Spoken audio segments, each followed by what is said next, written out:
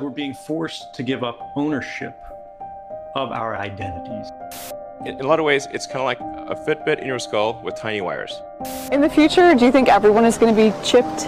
I think it'll be voluntary, but I am certainly convinced that millions of people will find it very, very valuable to have a smart device under their skin.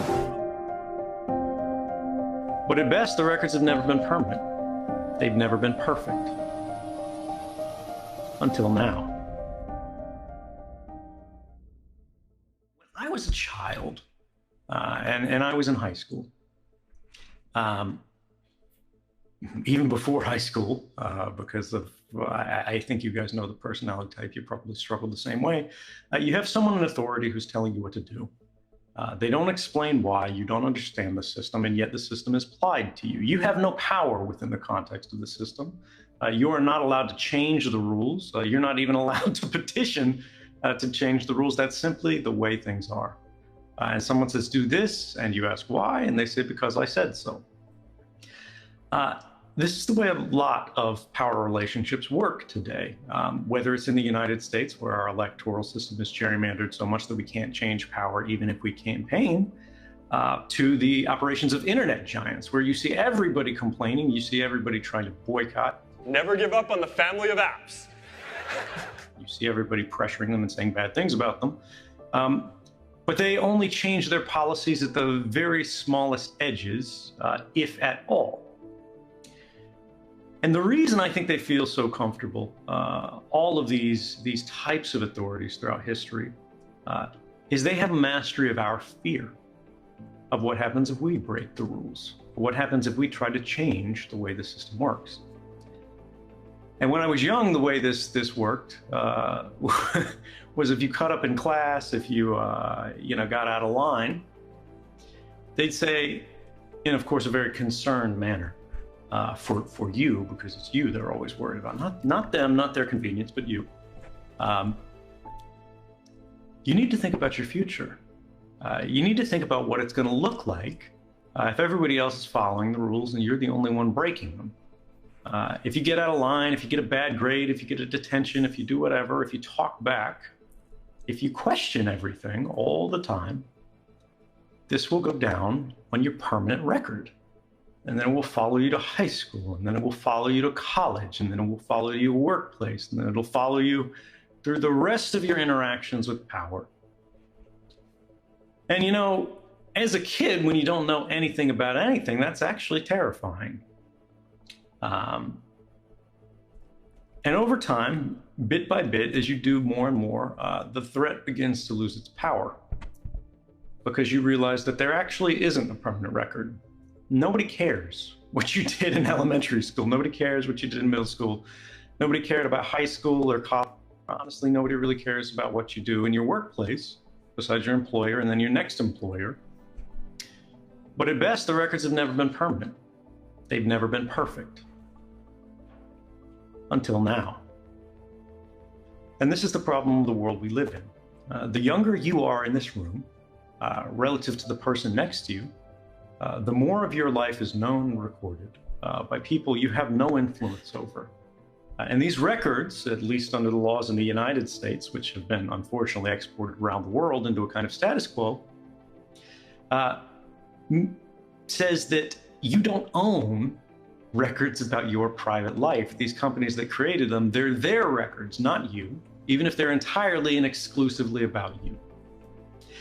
And this is, I think, the central problem that we're struggling with, is all of these companies, all of these governments, everybody who has any sort of aspiration to power is recognizing that understanding as much as possible about as many as possible is the lever of influence.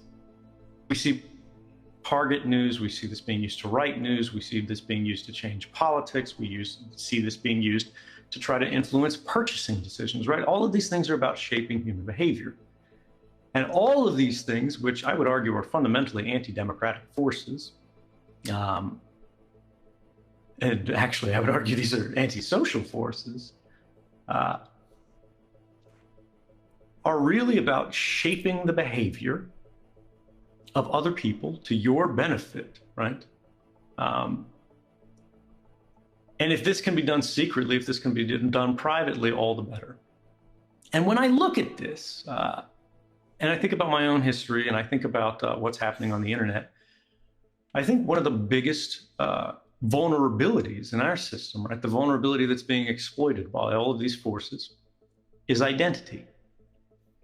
In the modern world, we are not permitted a sense of ownership without identity. To be able to make a trade in many cases, God, if you live in some place like Sweden where they're trying to get rid of cash, right? You've got to use a card. The card is connected to your bank account. That goes on.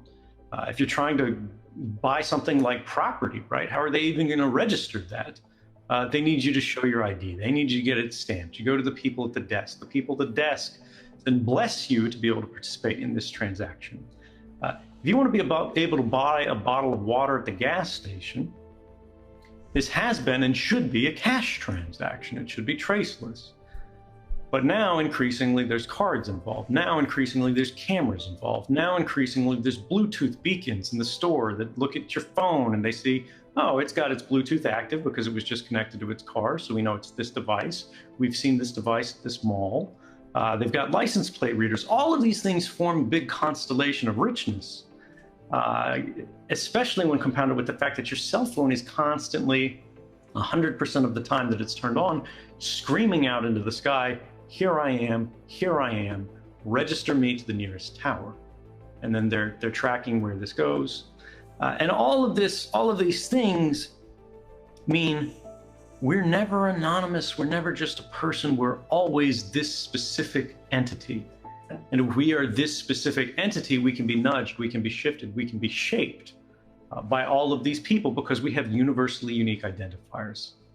Now, programmers, developers, they love universally or globally unique identifiers, right? They want their metrics, they want their analytics, they want to see what's happening on, this app push, they want to see what's happening on this kind of device. And so they collect everyone from everything, for everything from everyone, everywhere, right?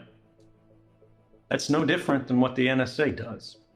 That's no different than what Facebook does. That's no different than what Google does. And they do it because it grants them increased power, right? They can be better developers. And I understand that. I'm sympathetic to that. But I think we need to sit back and really take a look at the fact that when we are gating access to the infrastructure that's necessary for life through this process of proving who you are, rather than proving a right to use, right? That you paid for this, that you should be able to access to this, that you have a blinded token of some type that could belong to anyone, but it's the digital equivalent of cash that's going, look, it doesn't matter who I am, I'm allowed to be here, right? I'm basically supporting the infrastructure, I've done my part. That's all it should be.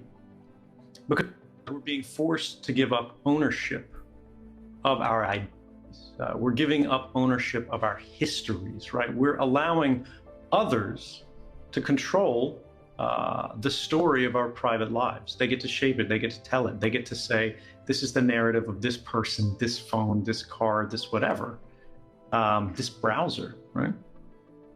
And when we have this pervasive collection of, sorry, not pervasive collection, but this pervasive creation of records, what we fundamentally have is the disempowerment of the individual.